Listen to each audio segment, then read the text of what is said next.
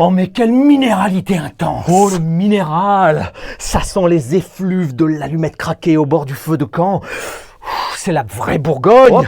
C'est beaucoup plus que ça. C'est du silex liquide. C'est la Bourgogne viscérale qui nous emmène au temps préhistorique, à la découverte du feu. Oh, ça va là? Vous me la donnez l'allumette ou quoi? De toute façon, ça n'a rien à foutre dans le vin. C'est juste du grillé de réduction.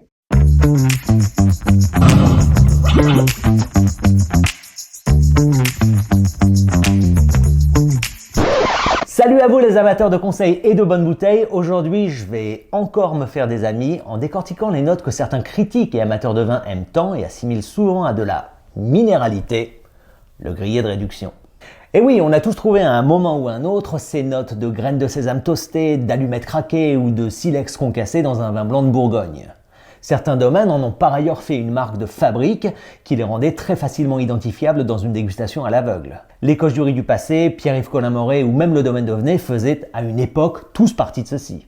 Le problème, c'est que si on trouvait facilement le style du vigneron, trouver le climat d'origine du vin devenait beaucoup plus problématique dans la mesure où tous les vins offraient un éventail aromatique analogue et que seul l'aspect textural pouvait ici vous guider. Alors on est d'accord, la mâche ou la texture du vin est un attribut essentiel. Toutefois, vous conviendrez qu'un Genebrière sans sa délicatesse florale, c'est pas un Genebrière.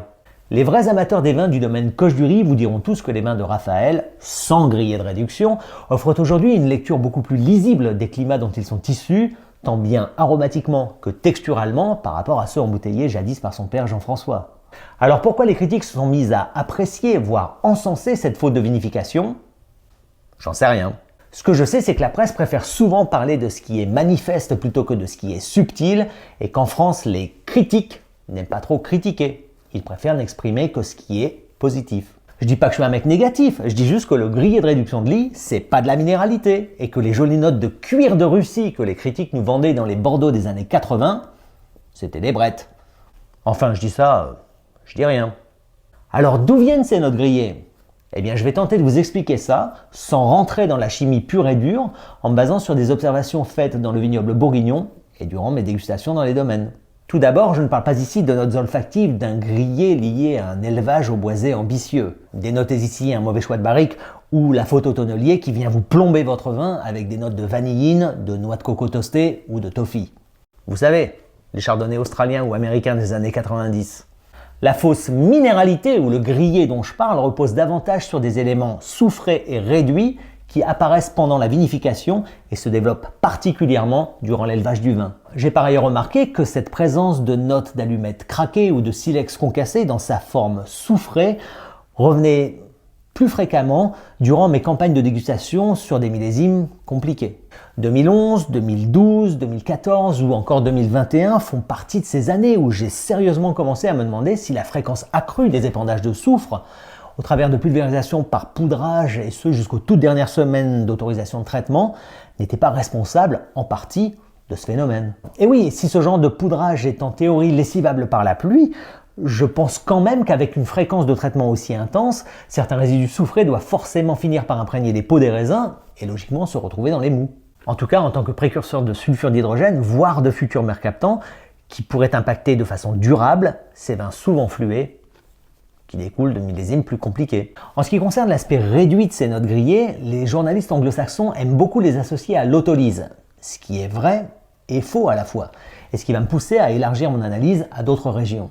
Ceux qui me connaissent savent que j'ai passé une bonne partie de mon enfance et le début de ma carrière professionnelle en Champagne, et même si les champenois ont été les premiers à parler d'autolyse, en même temps que nos collègues du Muscadet, on n'a jamais eu ce genre de dérive aromatique réduite dans nos vins. Ce qui prouve bien que le phénomène de dégradation des cellules intracellulaires et de la paroi des levures n'engendre pas forcément ces notes grillées, et que les protéines, les peptides et les acides aminés ne sont pas forcément des composés réducteurs. Vous en connaissez beaucoup, vous, des muscadets qui sentent le grillé ? Ben non. On sera tous également d'accord sur le fait que les notes d'autolyse des bons champagnes semblent bien plus nuancées que le simple grillé de réduction dont on parle en Bourgogne. Donc deux éléments distincts, l'un chez les champenois, l'autre chez nos amis ligériens, qui doivent cependant nous inviter à la réflexion. Prenez ça comme une analyse empirique si vous voulez, mais si on n'a pas cette réduction de lie en Champagne, c'est parce que notre fermentation lors de la prise de mousse est assez minime. On parle ici de quelques degrés d'alcool sur une présence de lie très restreinte. En muscadet, les cuves sont traditionnellement grandes, larges et à fond plat, d'où une faible accumulation des lits au fond de celle-ci. Par ailleurs, et j'y reviendrai dans quelques instants, les élevages, traditionnellement, sont beaucoup plus courts là-bas. Vous voyez où je veux en venir? Alors pourquoi la Bourgogne et le Jura sont-ils plus enclins à ces notes réductives? Eh bien, commençons avec un peu d'histoire, comme source de réponse. Les problèmes de prémox ou d'oxydation prématurée que vous connaissez certainement ont depuis maintenant près de 20 ans bouleversé et incité les Bourguignons à revoir leur méthode de vinification. Les causes du prémox ont depuis été assez bien référencées. Pas de pressurage en grappe entière, on préférait jadis les raisins foulés, avec un cycle de l'oxydation derrière qui n'était absolument pas maîtrisé. Or, qui dit mou puis vin oxydé ne veut pas dire réduction, mais plutôt moins de réduction d'autolyse. Ajoutez à cela les bâtonnages féroces des anciens qui décollaient les litacées, ce qui apportait un paquet d'oxygène et cassait bien entendu l'engrenage réductif des vins, et vous obtenez ici un style de vin angulaire pour ceux qui étaient bien nés, ou une inexorable oxydation anticipée pour ceux de nature plus fluette ou diluée. Quoi qu'on en dise, certains vins de l'époque sont absolument exceptionnels, et très peu de chardonnay de la Côte de Beaune, des années 1980 à 1990, ont ces notes de grillé de réduction. La tendance aujourd'hui est tout autre, les pressurages sont longs et en grappe entière, ce qui évite de libérer d'un coup tous les jus sensibles aux enzymes oxydases qui sont naturellement présentes. On surprotège les mous, on entonne avec beaucoup de bourbe, voire sans débourbage et en totale inadéquation avec le potentiel de micro-oxygénation des contenants qui sont utilisés pour l'élevage. Et surtout, on pousse ces élevages dans le temps et pour certains sur lit total. N'oubliez pas que les lits de FA rassemblent les levures et les lits fines, un joli cocktail pour bactéries. Surtout quand on a la bonne idée d'abolir les soutirages. Donc au total, on se retrouve avec plus de lits, plus de compaction au fond du fût, pas ou peu de bâtonnage, qui est devenu une pratique un peu ringarde chez beaucoup de vignerons, mais qui jadis permettait de décompacter le tout et d'apporter une petite touche d'oxygène. Ce qui fait que l'équilibre redox penche aujourd'hui fort logiquement et très fortement vers la réduction.